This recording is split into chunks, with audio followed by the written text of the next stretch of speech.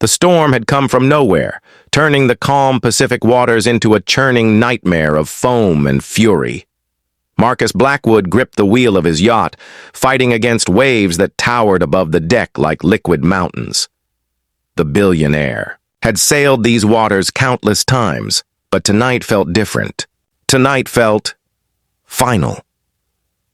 Lightning split the sky, illuminating the chaos around him. His phone had lost signal hours ago. The radio crackled with static. He was alone, 40 miles from shore, watching his 100-foot yacht break apart beneath his feet.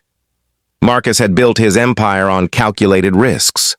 Steel and concrete, stocks and bonds, mergers and acquisitions. Everything had rules, patterns, predictable outcomes, but the ocean followed no such logic. It simply was, and tonight it wanted to claim him. The mast snapped with a sound like thunder. Marcus felt the deck lurch beneath him as water poured through the broken windows of the cabin. He had minutes, maybe less. The life raft bobbed nearby, but the distance between the yacht and safety might as well have been miles. He jumped. The water hit him like a wall of ice, stealing his breath and pulling him down into the dark. Salt burned his eyes and filled his lungs.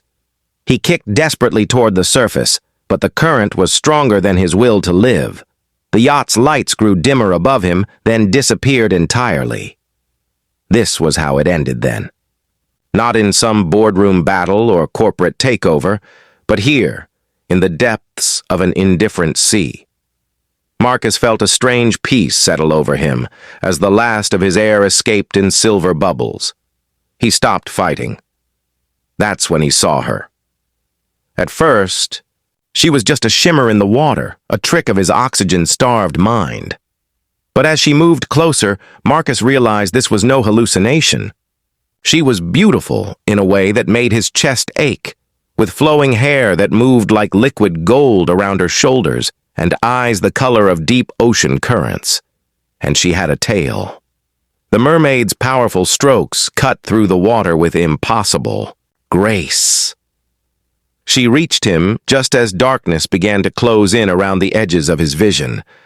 Her arms wrapped around his chest, and suddenly they were rising, breaking through the surface into the storm-torn night. Marcus gasped, coughing, up seawater as she held him against her. Her skin was warm despite the cold ocean, and when she spoke, her voice was like music over the howling wind. "Breathe," she whispered. "Just breathe." He wanted to ask who she was, what she was, but the words wouldn't come. Instead, he let her guide him through the churning waters toward a dark shape in the distance, an island, small and rocky, with a crescent of white sand beach.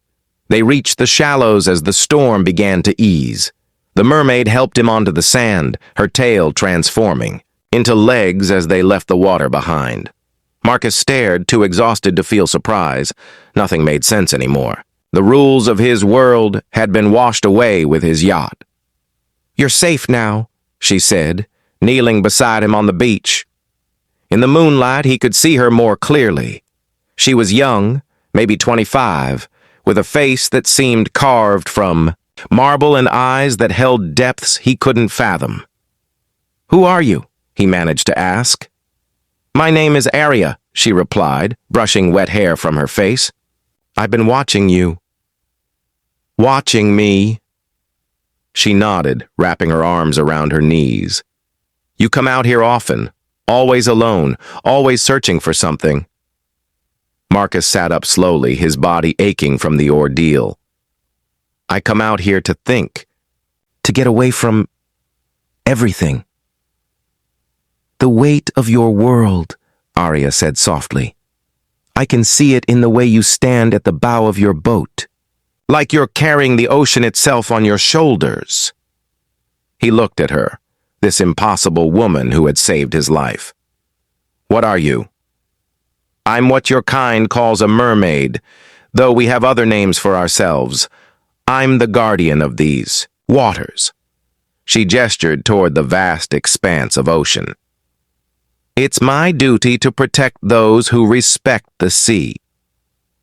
And those who don't. Aria's expression grew serious. The ocean judges fairly. It gives what it receives. You've always been gentle with these waters, Marcus. You've never left trash behind, never disturbed the wildlife. The sea knows. They sat in comfortable silence as the storm moved away, leaving behind a sky full of stars. Marcus found himself studying Aria's profile, the way the moonlight caught, the curve of her cheek, the gentle rise and fall of her breathing. "I should be dead," he said finally. "But you're not." She turned to face him. "The question is, what will you do with this second chance?" Marcus had built his fortune by always having an answer, but now he found himself at a loss. "I don't know. Go back to my life, I suppose. Rebuild what I lost."